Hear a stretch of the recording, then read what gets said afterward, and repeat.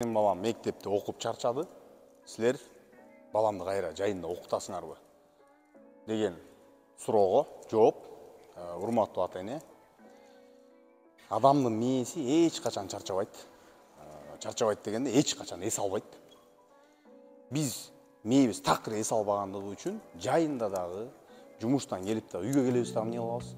Инстаграмда ачабыз, же болбосо ТикТокто ачабыз, же болбосо ютубта ачабыз, же болбосо телевизорду коебуз. Эмне себеп менен? Себеп дегенде мээге ар дайым маалымат керек. Баягы ашказанга тамак керек болгон сыяктуу эле мээге дагы дайыма маалымат керек. Маалымат деген мээнин тамагы. Ошол себептен баланын өзгөчө мээси өнүгүп аткан кезинде такыр бош турбаш керек.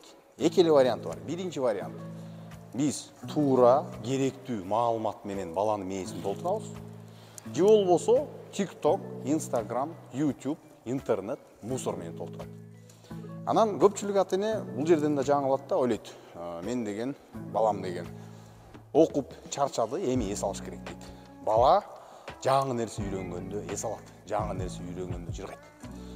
Ошол себептен биз баягы лагерьди баштап атабыз. Лагерь баягы адаттагыдай 45 мүнөттүк сабак, отургула, тургула, коркутуп, үркүтүп, 2 коем, 1 коем, анан кийин 3 аласың, анан ата энеңди чакырам деген стилде эмес, балдардын чыгара ала турган суроолорун берип, балдарга кызыктуу суроолордон берип, талкуу жаратып, балдардын ортосунда мондай бир англисче айтканда брейнсторминг кылып, анан балдарга туура нерселерди үйрөтсө, балдар аябай сүйүнүп кабыл алышат.